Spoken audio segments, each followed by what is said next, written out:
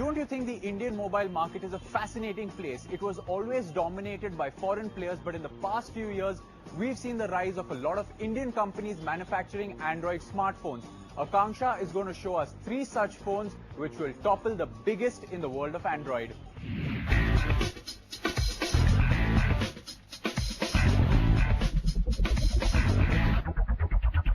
Hello everyone, it's Akanksha Srivastava from Gizbot, and today we are going to talk about the current domestic market which is creating waves as far as the smartphone category is concerned, because they come up with spectacular features and affordable pricing.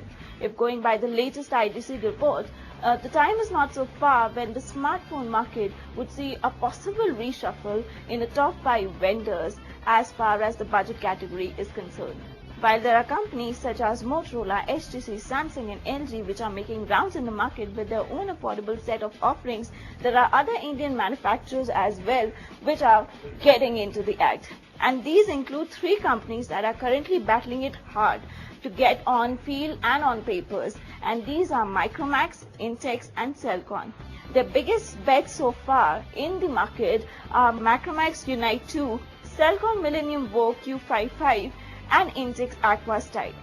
So today we are going to show you the unique aspects of these 3 smartphones which are built to pit against these Android hotshots in the international market. How are we going to do this? We are going to compare Micromax Unite 2, Celkon Millennium Vogue and Intex Aqua Style on the basis of display, battery, camera and performance. We'll head up with display first.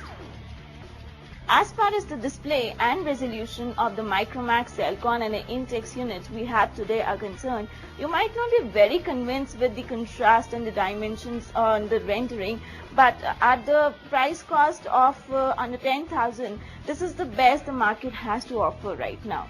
While most of you might not be satisfied with the screen resolution of these 3 phones, which is only 480 × 800 pixels, but at the same time, let me tell you that these phones are giving you bigger screen estate ranging from 4 inch to 4.7 inch, while Motorola made Moto E is just giving you a 4.3 inch capacitive touchscreen display. At the same time, these phones are lesser bulky in terms of form factor. At a weight of around 110 to 130 grams, these phones are quite compact, comfortable in your palms and are built to look expensive.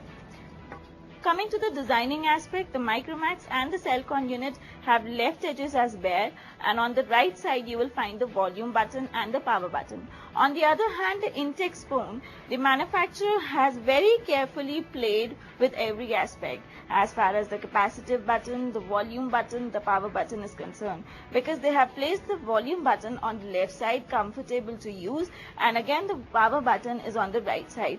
Then the main attraction of this phone is the home button, which is very attractive, and at the same time it plays as the notification light of the phone.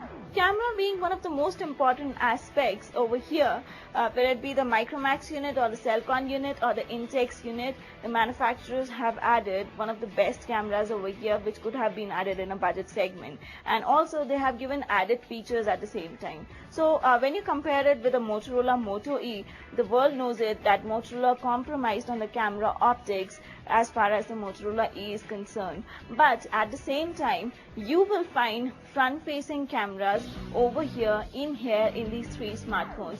Well, coming on to this segment, which is mostly dependent on the processor speed and the Adreno GPU, let me tell you guys, you try playing a 720p video, you try gaming over here, all these 3 smartphones will give you a workable quality in terms of performance.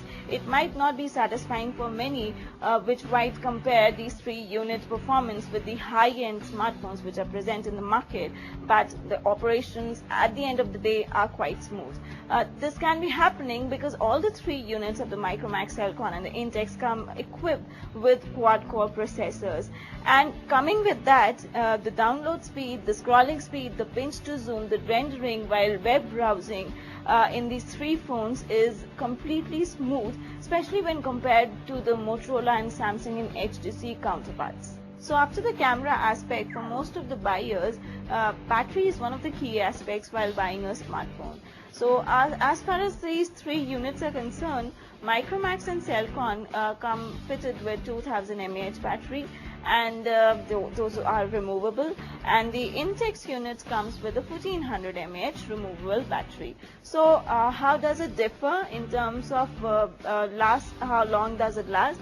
So basically Micromax and Celkon will last for you for a day and a half, and on a moderate usage, and complete 24 hours if you would do a heavy usage. On the other hand, the Intex phone will last for you only a day. So in terms of battery segment, I would say Micromax and Celkon take the leads over here. Intex is a little behind with the 1400 mAh battery, where the company can work upon. Akanksha, do Indian smartphone brands have the ability to compete in the international market? Indians and the native manufacturer, which are already present in the market, have got all the opportunities to compete with the Android global hotshots. It's just that they have to focus and revamp their marketing strategies. And yes, the day is not so far when these native manufacturers will overtake in terms of sales units and market positioning. If you had to recommend one of the three, which one would you recommend and why? Okay, so if you'll ask me to recommend one of them, see, I have always been a design person. So for me, Intex Aqua Style has got some beautiful design. It's compact, it's easy to handle, and the home button is really attractive. At the same time, the front camera is really nice in this phone. So I would recommend to try once the Intex Aqua Style. Most budget smartphones made by Indian manufacturers are homogeneous. What do these smartphones have that distinguish them from the crowd? I'm not really convinced with the homogeneous part, because all the Indian OEMs have got a lot of specs and features to distinguish themselves from the branded budget market.